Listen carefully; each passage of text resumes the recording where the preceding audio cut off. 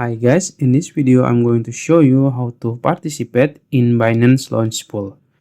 First, open your Binance apps and you can go to Launchpool page.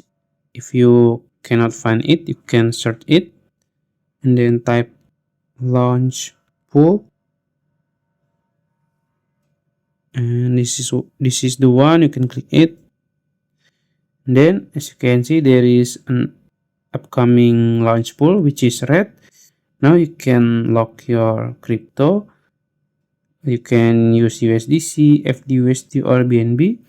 Since I only have USDC, I will lock my USDC. You can click lock.